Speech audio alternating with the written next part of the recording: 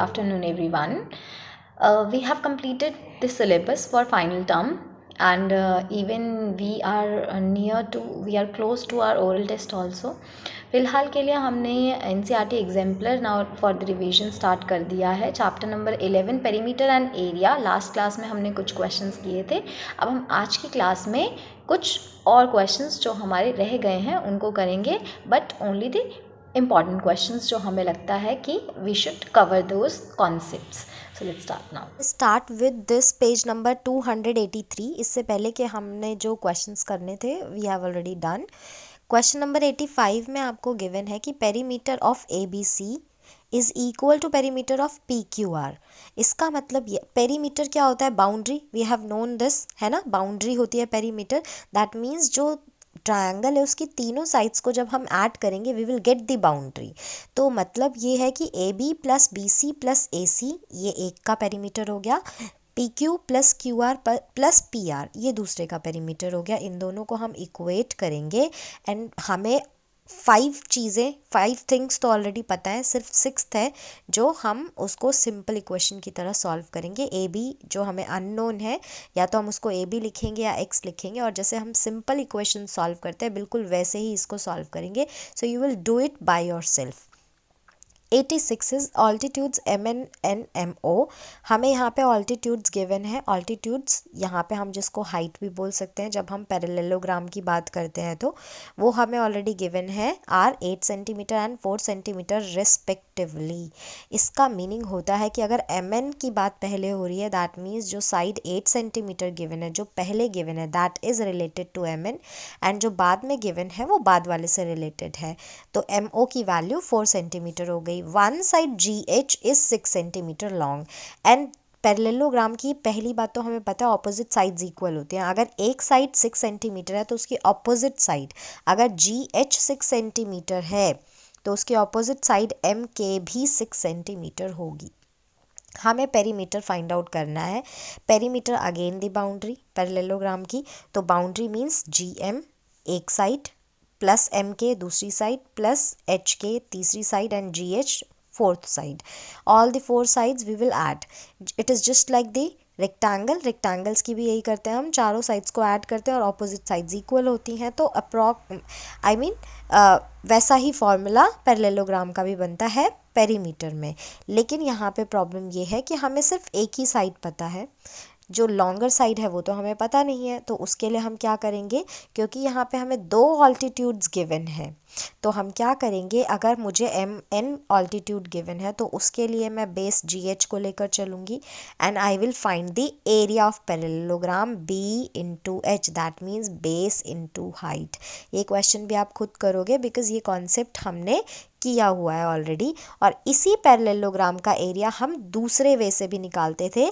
अगर मैं MO height को लेती हूँ तो उस केस में मेरा जो बेस बनता है दैट विल बी KH, है ना. और दोनों ही केसेस में हम area of parallelogram he find out कर रहे हैं. दैट मीन्स जो MN इंटू GH होगा वो इक्वल हो जाएगा MO इंटू KH के. You will try by your self because हम ये क्वेश्चन ऑलरेडी कर चुके हैं. और जब एक ही पैरेललोग्राम के हम 2 डिफरेंट तरीके से एरिया फाइंड आउट करेंगे, दोनों को इक्वेट करेंगे और फिर से बिल्कुल सिंपल इक्वेशन की तरह ये चलेगा. नेक्स्ट क्वेश्चन है area of an isosceles triangle is 48 centimetre square if the altitudes corresponding to the base of the triangle is 4 centimetre. एक आइसोसेलेस ट्रायंगल है जिसका हमें एरिया ऑलरेडी गिवन है and altitude corresponding to the base. इसका meaning होता है कि वो वाला ऑल्टीट्यूड जो बेस के ऑपोजिट वर्टेक्स से आ रहा है और बेस पर आ रहा है और उस पर 90 डिग्री है. We will find this out. तो यहाँ पे हमारे पास सोल्यूशन है जहाँ पे गिवन हमने लिख दिया है एक ट्रायंगल ABC. सबसे पहले तो जब हमें कभी किसी क्वेश्चन में गिवन में कभी भी नेम नहीं लिखा हुआ हो, अगर हमें सिर्फ सेंटेंस गिवन हो, तो हम अपने खुद से फिगर बना के उसको नेम देके उसको गिवन में लिख सकते हैं। हम बहुत सारी थ्योरम्स भी इसी तरीके से प्रूव करेंगे, आगे जाके भी आप समझोगे। So we can easily write कि ओके ट्रायंगल ABC जो हमें गिवन है आइसोसेलेस है और उसकी दो साइड्स, आइसोसेलेस है तो टू साइड्स इक्वल होंगी, जिसको हमने AB equal to AC let कर दिया। नेक्स्ट थिंग, ऑल्टीट्यूड हमें ऑलरेडी गिवन था 8 सेंटीमीटर। ये कौन सा ऑल्टीट्यूड था? जो बेस के ऑपोजिट वर्टेक्स से बेस पर परपेंडिकुलर आ रहा है ना, और बेस क्या होता है? The third side which is not equal. तो BC हमने बेस माना है और इस पर ऑल्टीट्यूड AD आ रहा है, जिसकी हाइट है, जिसकी लेंथ है 8 सेंटीमीटर, और पूरे ट्रायंगल का एरिया भी हमें गिवन है 48 सेंटीमीटर स्क्वायर। ठीक है, अब अगेन ट्रायंगल का एरिया का फॉर्मूला हम पुट करेंगे, half into base into height is equals to area की वैल्यू भी पुट कर देंगे 48, जहाँ से हमें बेस एंड हाइट पता करनी है। तो हमने क्या किया, हाइट हमें ऑलरेडी गिवन है 8 सेंटीमीटर। फिर से सिंपल इक्वेशन की तरह जब हम सॉल्व करेंगे तो we will find BC is equals to 12 centimetre. अब हमें पता है आइसोसेलेस ट्रायंगल के अंदर जो ऑल्टीट्यूड होता है, जो बेस पर जो ऑल्टीट्यूड होता है, वो मीडियन का भी काम करता है। तो इसलिए ये जो ऑल्टीट्यूड होगा ये BC को 2 इक्वल हाफ्स में डिवाइड कर देगा। इसका मतलब BD is equals to CD। अब अगर BC 12 सेंटीमीटर आया है तो BD is equals to CD जो हो जाएगा वो 12 का हाफ हो जाएगा, है ना। तो नाउ वी विल फाइंड कि BD हमारे पास 6 सेंटीमीटर आ चुका है। अब अगर हम देखें तो हमारे पास एक राइट एंगल ट्रायंगल बन रहा है, ये भी और ये भी, दो राइट एंगल ट्रायंगल बन रहे हैं। किसी एक में हम पाइथागोरस अप्लाई कर सकते हैं, बिकॉज AD हमें ऑलरेडी गिवन था 8, BD हमने अभी अभी BC जो आया है उसका हाफ कर दिया 6 सेंटीमीटर। इन दोनों को यूज़ करके we will find the hypotenuse, है ना, AB। अब जितना AB होगा उतना AC भी होगा, एंड BC हम ऑलरेडी निकाल चुके हैं। जब all the three sides will be found out, then we can easily find the perimeter. Next is the circle.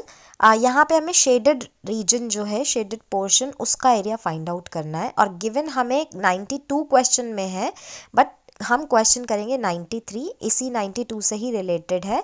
But 92 में जो पूछा गया वो हम नहीं करेंगे, 93 में जो पूछा गया we will find that means area of shaded portion. हमें गिवन क्या है, ये एक स्क्वायर गिवन है, अंदर है, इंस्क्राइब्ड मीन्स सर्कल के अंदर है, और रेडियस जो सर्कल का है दैट इज 7 सेंटीमीटर। इसको यूज़ करके we will find the area. अब इससे एक चीज़ तो क्लियर है कि अगर मुझे शेडेड रीजन का एरिया फाइंड आउट करना है तो मैं पूरे सर्कल के एरिया में से स्क्वायर के एरिया को माइनस करूँगी। It is very easy. Circle का एरिया हमें पता है पाई आर स्क्वायर होता है, स्क्वायर का एरिया भी हमें पता है साइड इंटू साइड होता है। पाई आर स्क्वायर में हमें रेडियस ऑलरेडी क्वेश्चन में मेंशन था 7 centimetre, so I have put the value of pi and the radius. मैंने दोनों की वैल्यू पुट कर दी, पाई की भी एंड रेडियस की भी। अब प्रॉब्लम यह है कि हम साइड कैसे फाइंड आउट करें।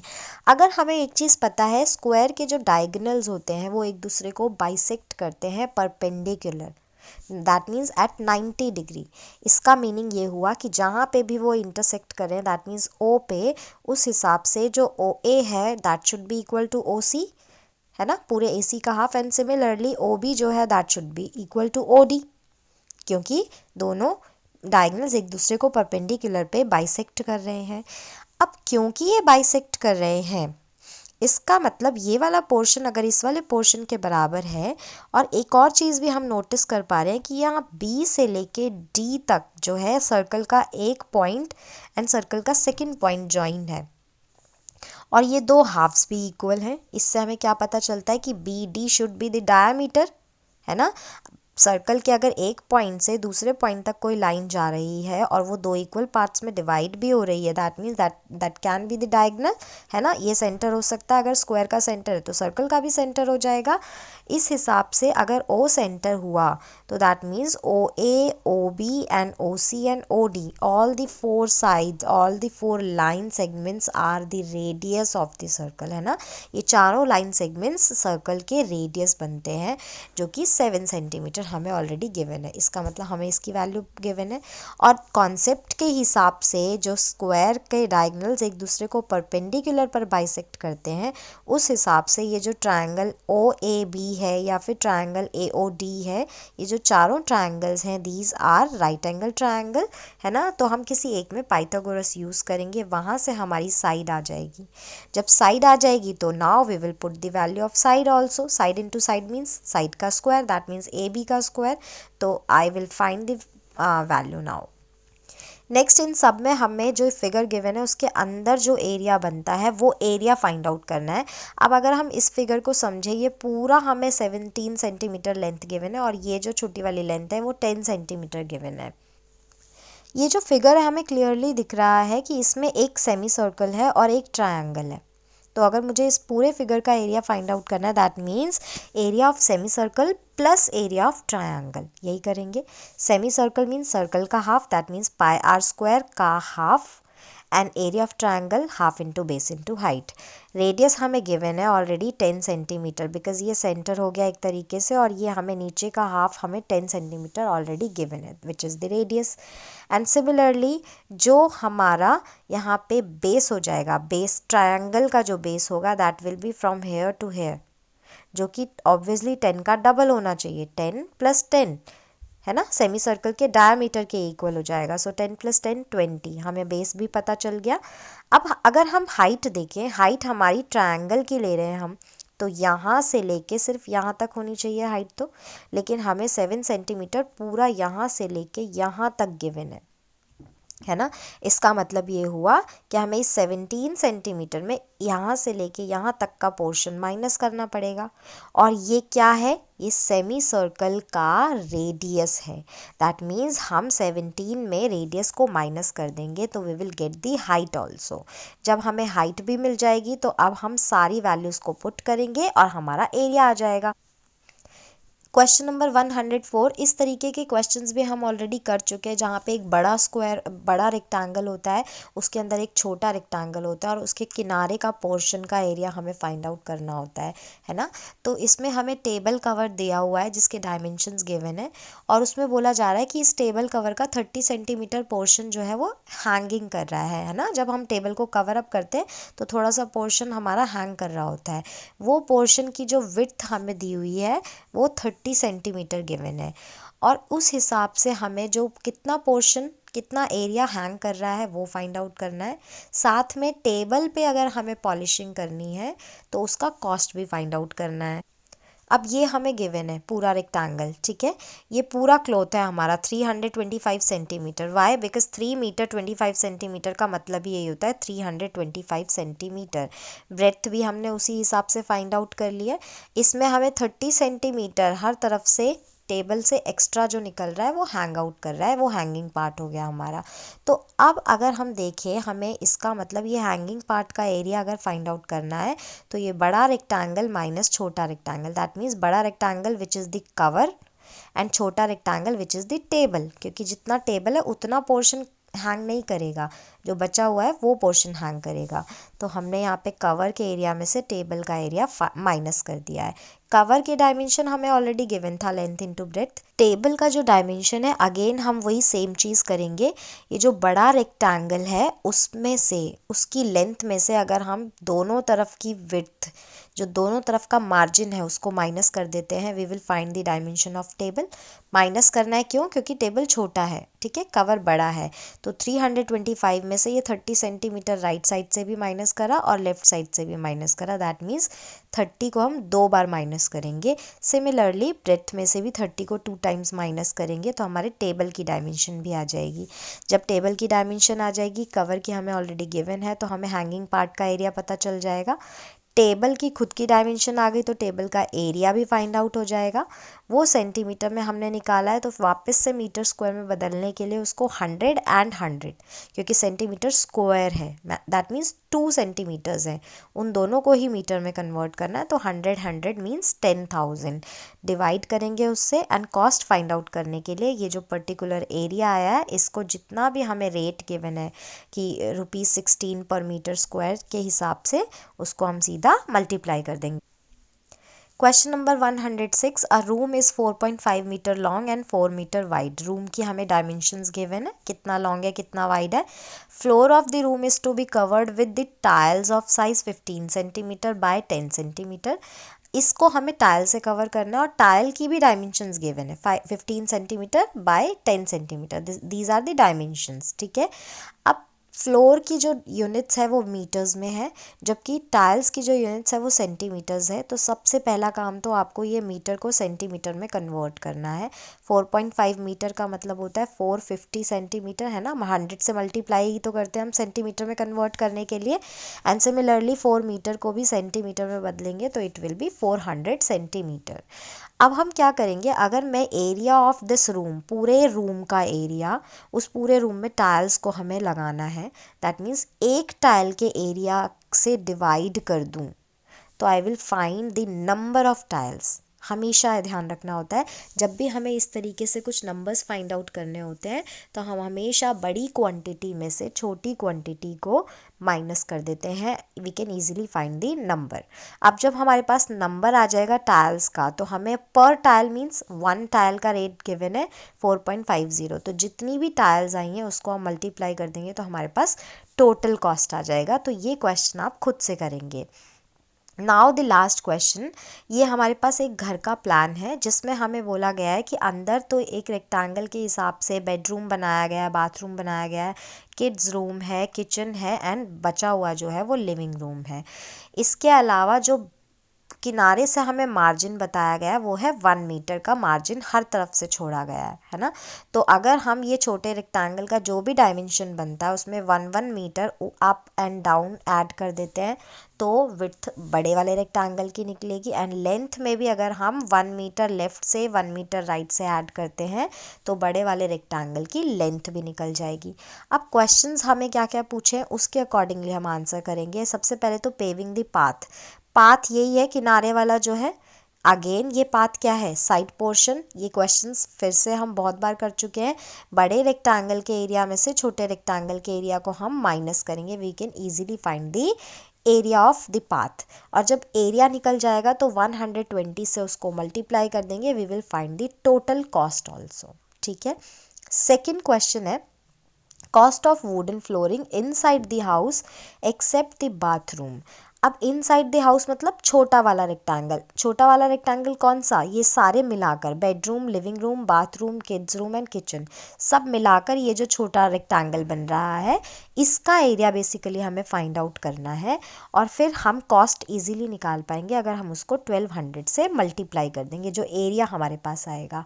अब यहाँ पे उन्होंने बोला बाथरूम को छोड़कर, दैट मीन्स हमें इस पूरे रेक्टेंगल के एरिया में बाथरूम का एरिया माइनस करना पड़ेगा क्योंकि वहाँ पे कोई वुडन फ्लोरिंग नहीं होगी, है ना। तो ये चीज़ें हमें ध्यान देनी है बिकॉज हम रेक्टेंगल की डायमेंशंस और रेक्टेंगल का एरिया फाइंड आउट करना इज़ नॉट सो डिफ़िकल्ट। तो मेन कॉन्सेप्ट को हमें ध्यान देना है कि इस छोटे रेक्टेंगल के एरिया में से बस बाथरूम का एरिया हमें माइनस करना है, तो we can easily find the other areas जो कि जिन पर वुडन फ्लोरिंग होनी है। Third part is area of living room. Area of living room, अब इसमें हमें थोड़ी थोड़ी चीज़ें हैं कि हम हर एक की डायमेंशन कैसे देख सकते हैं। Area of living room is not the particular shape जो हम जिसका हमें एरिया का फॉर्मूला पता हो, तो फिर हम ये कैसे शेप्स को कंबाइन करके इसका एरिया फाइंड आउट कर सकते हैं। सबसे पहले तो इसको हम देखेंगे, हमें यहाँ पे बेडरूम की लेंथ गिवन है 4 मीटर, किड्स रूम की भी लेंथ गिवन है 4 मीटर और जो बाथरूम है उसकी लेंथ गिवन है 2.5 मीटर। तो ऑब्वियसली ये जो छोटा रेक्टेंगल है इसको मैंने नेम दे दिया है MNOF। ये छोटा वाला रेक्टेंगल है जो जिस पे पूरा घर बनना है ना। तो इसकी जो लेंथ बनेगी वो बनेगी 4 + 2.5 + 4। और इस हिसाब से ये जो बड़ा रेक्टेंगल है PQRS, बड़ा वाला रेक्टेंगल जिसमें हाउस के साथ साथ किनारे पे जो पाथ बनाया गया है वो भी इंक्लूड होगा, उसकी जो लेंथ बनेगी वो कैसे बनेगी 4 + 2.5 + 4 + 1, किनारे से, है ना, और इधर से भी किनारे से 1 मीटर विड्थ है वो भी ऐड हो जाएगी। तो इस तरीके से लेंथ बन गई। सिमिलरली ब्रेथ भी हमारी वही बनेगी। अगर हम यहाँ देखें तो बेडरूम की विड्थ हमें 3 मीटर ऑलरेडी गिवन है, नीचे भी हमें किचन की विड्थ 3 मीटर गिवन थी, तो इस साइड को लेफ्ट पे आते हैं तो लिविंग रूम की भी विड्थ फिर 3 मीटर ही हो गई है। तो दैट मीन्स ये जो छोटा रेक्टेंगल है उसकी विड्थ तो MF हो जाएगी 3 + 3 6 मीटर, एंड बड़ा वाला जो रेक्टेंगल है उसमें हमें 6 मीटर में 1 अप से ऐड करना है और 1 डाउन से ऐड करना है to make the total width of this bigger rectangle. ठीक है, अब जब हमारे पास डायमेंशंस आ जाएंगी तो we can very easily find the area. बड़े रेक्टेंगल के एरिया में से छोटे रेक्टेंगल के एरिया को माइनस करेंगे तो we will find the area of path. Similarly छोटे रेक्टेंगल की भी डायमेंशंस हमें पता चल गई है, उसमें से अगर हम बाथरूम के डायमेंशंस को माइनस कर देते हैं। अब बाथरूम की डायमेंशन तो हमें डायरेक्टली गिवन है 2.5 एंड 2, ये हमें डायरेक्टली फिगर में गिवन है, तो हम इजीली यहाँ से एरिया फाइंड आउट कर सकते हैं बाथरूम का। और ये जो छोटा रेक्टेंगल है MNOF जिस पे पूरा का पूरा घर बनना है, उसमें से इस बाथरूम के एरिया को माइनस कर देंगे तो हमारे पास वुडन फ्लोरिंग का एरिया आ जाएगा, है ना। और फाइनली लिविंग रूम अगर हम देखें तो लिविंग रूम हमारा जो बन रहा है वो बन रहा है ECGF, ये वाला रेक्टेंगल, प्लस ये छोटा सा एक और रेक्टेंगल है ABCD। इन दोनों रेक्टेंगल के एरिया को अगर मैं प्लस कर दूं तो लिविंग रूम का एरिया आ रहा है। ABCD की डायमेंशन बड़ी इजी है, ये टोटल 3 था जिसमें से इतना हमें 2 गिवन है तो ये बचा हुआ 1 हो जाएगा, मतलब ब्रेथ इसकी 1 हो गई और लेंथ कितनी हो जाएगी जितनी इसकी लेंथ थी 2.5। और जो ये वाला रेक्टेंगल है यहाँ से तो हमें गिवन दे ही रखा है 3 मीटर, एंड लेंथ कितनी हो जाएगी अगर मैं लेंथ देखूँ ये F से लेके G तक, ये हमारा एक्चुअल में M से लेके इतना पोर्शन बन रहा है, दैट मीन्स 4 + 2.5। तो ये वाला रेक्टेंगल 4 + 2.5 लेंथ एंड ब्रेथ हो गई 3, एंड ये जो छोटा रेक्टेंगल है लिविंग रूम का वो हो जाएगा लेंथ 2.5 और जो बचा हुआ पोर्शन ब्रेथ है वो हो जाएगी 1। तो यहाँ से हमारा लिविंग रूम का एरिया भी फाइंड आउट हो जाएगा।